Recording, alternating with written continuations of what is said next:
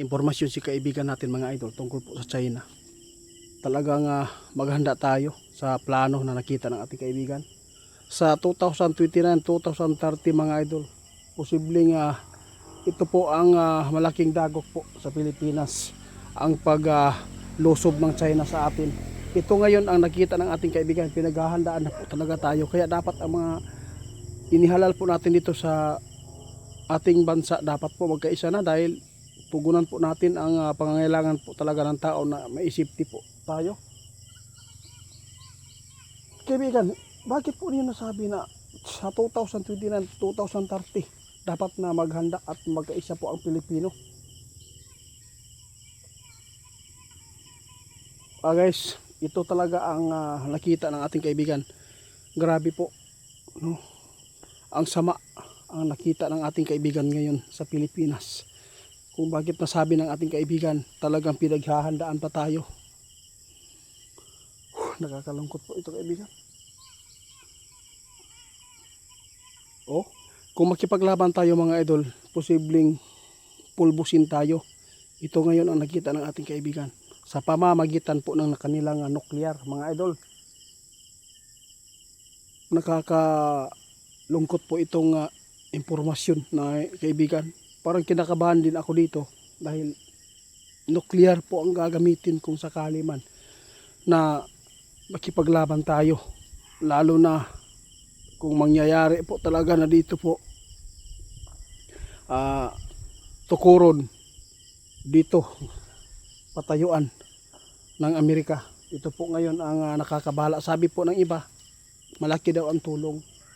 Alam po yung mga idol, sa totoo lang malaki ang tulong. Pero malaki din po ang epekto ng ating buhay dito na hindi maganda ang patutunguhan. Yun po ang totoo. Mayroon po magdepensa sa atin, mayroon po talagang magbibigay po ng suporta sa atin, pero hindi ibig sabihin na hindi tayo mapapahamak. Diba? Grabe, ang sakit po talaga sa puso mga idol kung magpapatuloy daw ang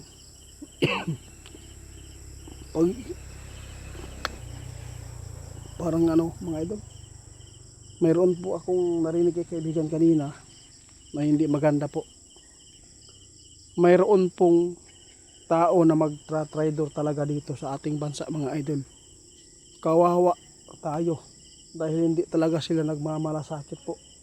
Kaya sana po ipanalangin natin mga idol na sana ito ay kung sino man po ang mamuno sa susunod, sana po ay maganda po ang kanyang hangarin, hindi lang pag-revenge mga idol sa nangyayari ngayon.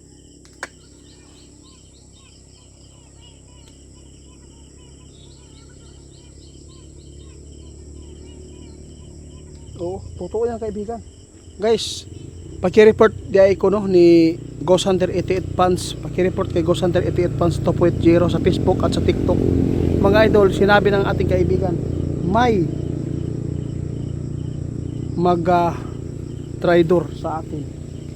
Dahil lang po sa mga tao na hindi po nila tanggap na sila po ay talo dito mga idol. Kaya sabihin ko sa inyo mga idol, tandaan ninyo, malalaman po ninyo na mayroon po magta-trader po talaga. Alam na po natin kung ano po ang patutunguhan sa bansa natin. Isa lang po ang aking nakita dito mga idol, talagang pupulbusin. Nakakalungkot mga idol. Pupulbusin tayo dahil lang na gusto nilang kunin po ang ating bansa, na sila po ang mag-manipulate, di ba? Manipulate sa ating boundary kung saan ito ay lagi pong napapahamak ang ating mga kababayan dyan, nagbabantay po sa dagat na yan. Mga idol, ito po ngayon ang nakakabahala, hinulaan ng ating kaibigan na talagang planado na. Sana ay hindi ito matuloy, no, ang pagtatayo ng Amerika dito sa bansa natin. Kapag natayuan ito mga idol, kawawa tayo. Yun po ang nakita ng ating kaibigan. Totoo yan. Oo. Alam po niyo mga idol, kung lusobin tayo, yung Luzon. Pinakamalaki naman po yung city na yan, pero isang linggo lang daw talaga pulbos na. Yun po ang nakita ng ating kaibigan. Kaya sa ngayon mga idol, kung mayroon man tayong mga kalayaan pa na mag-prepare, maipanalangin natin na sana ang ating mga government, mga politiko, sana magkaisa po, natugunan at maggawa ng malaking shelter para po sa mga tao na nandun po sa lugar nila. Doon sa Manila ba? Kasi ang bundok mga ito, walang problema po dito. Kasi hindi naman po talaga ito ang nakikita ng ating kaibigan talagang doon sa Manila lang. Kasi nakita ng ating kaibigan ngayon na sa taong ito, sa taong sinabi ng ating kaibigan, yun po ang kanilang uumpisa na tayo ay guluhin. Ngayon hindi pa guluhan eh. Yun po mga idol. Alam na po ninyo kung ano po ang kanilang galit sa atin. Sige kaibigan, salamat guys. Yun po ang kanyang ipinapaabot ni kaibigan ngayon ha. Mag-ingat po tayo mga idol. Maghanda tayo sa 2029 hanggang 2030 dahil nakita ng ating kaibigan na yun pong taon na to ay posibleng mapapahamak ang Pilipinas sa pamamagitan po sa mga sakim na mga namumuno sa ibang bansa dahil gusto nila talagang maagaw po ang boundary natin. Pinag-aagawan ngayon. Ang maganda dyan, iano na lang natin,